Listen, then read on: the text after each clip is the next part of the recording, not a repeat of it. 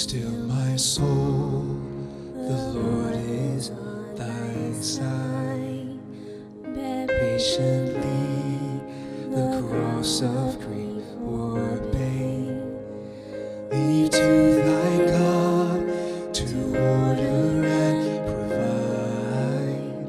In every change, he faithful will remain.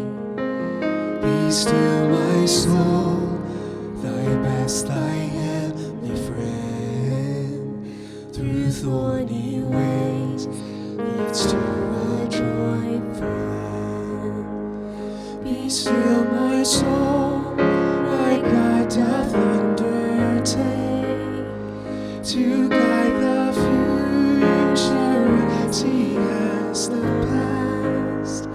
Thy hope, thy confidence, let nothing shake. Oh, now mysterious shall be bright at last. Be still, my soul, the waves and winds to know his voice who ruled them while he dwelt below.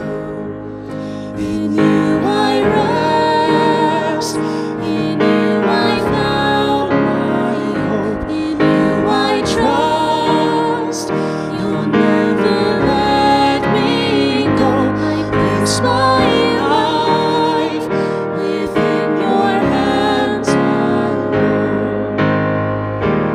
Be still, my soul. Be still, my soul, the hour is hastening on, when we shall be forever with the Lord. When disappointment, grief and fear are gone, sorrow forgot, love's purest joys restored. Be still, my soul, when change and tears are past, all safe and blessed, we shall meet at last. In you I rest, in you I found my hope, in you I trust. You'll never let me go. I place my life within your hands alone. Be still, my soul, in you I rest, in you I found my hope, in you I trust. You'll never let me go. I place my life within your hands alone. Be still, my soul. Be still, my soul. Be still, my soul.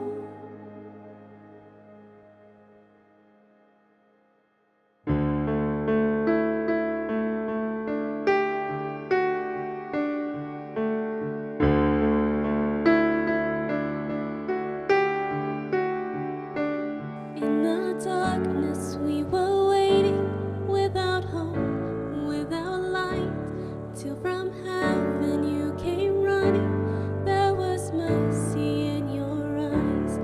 To fulfill the law and prophets, to a virgin came the word. From a throne of endless glory to a cradle in the dirt.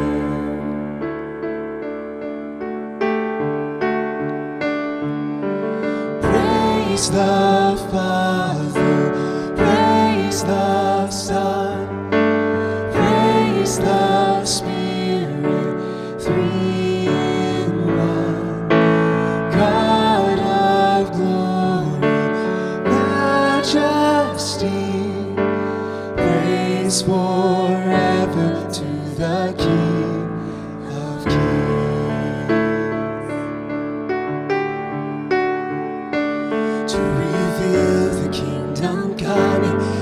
came to reconcile the lost, to redeem the whole creation. You did not despise a cross, for even in your suffering, you saw to the other side, knowing this was our salvation. Jesus, for our sake you died.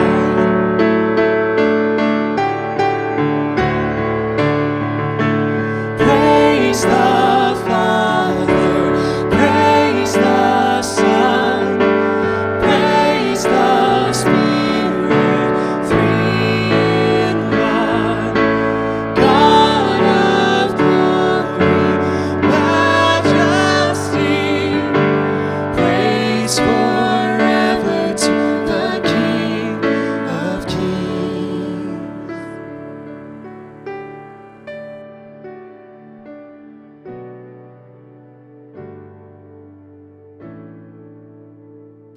In the morning that you rose, all of heaven held its breath, till that stone was moved for good, for the Lamb had conquered death. And the dead rose from their tombs, and the angels stood in awe, for the souls of all who'd come to the Father are restored. And the church of Christ was born, and the Spirit lit the flame. Now this gospel truth of old shall not kneel, shall not fade. By His blood and in His name, in His freedom I am free.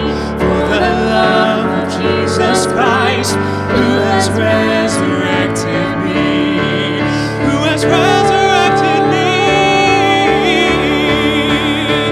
Praise the Father, praise the Son, praise the Spirit, three in one. God of glory, majesty,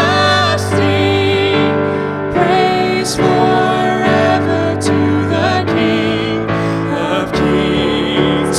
Praise the Father, praise the Son, praise the Spirit, three in one. God of glory, majesty, praise forever to the King of Kings. Praise forever to the King of Kings. Well, thank you so much to Nate, Elena, and Nolan for leading us in worship. If you have a Bible, I want to invite you to turn to Isaiah chapter 12 as we continue this mini-series to wrap up R&R in 2020 called Give Thanks. Now, sometime back in 2011 or 12, Aubrey and I were visiting a church on a Sunday night here in Houston, and there was a guest preacher that night from Austin, Texas, which everyone was super excited about. I mean, it's always such a relief to get a break from the main person. Anyway, pretty early on in the sermon, he mentioned an incredibly popular TV show. He was going to use an element of the show to make a point, and almost immediately he started giving qualifiers and attempting to calm everyone's nerves. You see, the show's new season had just started, and because of that, he felt the need to assure everyone that there would be no spoilers from the episode that was just released. Now, you have to remember, given the time that this was taking place, this is when television came out on TV, and then only one episode came out a week at a time, and we used terms like TiVo and DVR, so it was possible someone had not seen the episode yet. Now, what happened next in the row right in front of me remains to this day one of the greatest acts of commitment and love I've ever had the privilege of witnessing in person. The guy in front of Aubrey and I leaned over to the person they came to church with and said calmly and quietly, "Yeah, I just can't risk this." And then he proceeded to stand up and walk out of the room. He waited outside the church, far away from any speaker system, until the service was done. the sheer potential of a spoiler to this show by a pastor who assured him only moments earlier that nothing about the new episode would be revealed seemed like too big of a risk to take. He had to take matters into his own hands. A spoiler, when it comes to a movie you're waiting to see, a show you've invested a lot of time in, or a book series that you just can't put down, it has a rather devastating effect. I would imagine there's a show or movie in your life right now or previously that if I were to tell you I would have spoiled or am about to spoil, would cause you to turn off this service right now. It's why articles come with massive spoiler warnings when something about the show will be revealed. Or I know that people on social media, they'll change their settings to block key words and phrases until after they've seen the sporting event that sits recorded, ready for them to watch when they get home. Once you know the end, your experience in the now is forced to change. And it's with that idea in mind that I'd like to make the case that there is at least one instance when a spoiler is a good thing. One time when having the now be influenced by the end is not something to be avoided, but rather something to be reminded of at all times. And that's your life. You see, the Bible is full of spoiler alerts. Sections that describe how this cosmic story we all have a part in is going to end. And here's a spoiler to the spoilers. The Bible is clear that God's good, righteous, committed love will win in the end. That God will properly judge and eradicate all evil. That God will redeem and restore all of creation, removing the brokenness we brought into the story. And that most of all, the end is good news for those who trust and believe in Him. So, for example, in the beginning of Isaiah, the prophet speaks of the expectation and sign of a very special child to be born. Given the name Emmanuel, which means God with us, this child will cause the defeat of hostile nations, will fulfill the past promises of God, and will be called the Prince of Peace, Wonderful Counselor, and Mighty God. And the New Testament is absolutely certain that the ultimate fulfillment of this prophecy is found in Jesus and His life, death, and resurrection. And then further, that upon His promised return, in which we still wait for today, Jesus will establish an everlasting kingdom for all the nations of the world. In Isaiah 12, the experience of the redeemed people of God from every tribe, tongue, and nation is to wait for it. It's spoiled. You see, the prophet tells you exactly what's going to take place. So, spoiler alert in the best kind of way, let's read Isaiah 12 and see the end of the story. On that day, you will say, I will give thanks to you, Lord, although you were angry with me. Your anger has turned away, and you have comforted me. Indeed, God is my salvation. I will trust Him and not be afraid. For the Lord Himself is my strength and my song. He has become my salvation. You will joyfully draw water from the springs of salvation, and on that day you will say, give thanks to the Lord, proclaim His name. Make His works known among the peoples. Declare that His name is exalted. Sing to the Lord, for He has done glorious things. Let this be known throughout the earth. Cry out and sing, citizen of Zion, for the Holy One of Israel is among you in His greatness. So it's going to be one giant thank you party. One thank you after another offered to the God of our salvation. One proclamation after another of His sweet mercy and amazing grace, experienced by all those who have been saved. One announcement after another that all glory and honor belong to God alone, for He alone can save. He alone can provide the springs of salvation. And this good news is now among us and with us, and He counts us as citizens of His kingdom. Now, your homework this week is to go read Revelation 21 and 22 to get more details and have this thank you party be even more spoiled. Now, what strikes me about this picture is the way in which God and the salvation God has provided for the people hog all of the thanks. In this spoiler, there is nothing about what happened before. The topic of the thanks and songs and proclamations is glory and honor to the God of our salvation, His greatness, His kindness, His provision. And for me, this is where I need the spoiler to impact the now, adjust and recalibrate how I respond to the current events unfolding all around me in my life and world. Too often, I have the tendency to let what is right in front of me capture my attention and influence how I see everything else. If it's good, I give thanks, but if it's not good, I stay silent. And this spoiler in Isaiah 12 says, Doug, even if it's not good right now, on the other side of it all will be thanks. And hear me, I don't mean that I don't get to be sad or lament or cry out in frustration.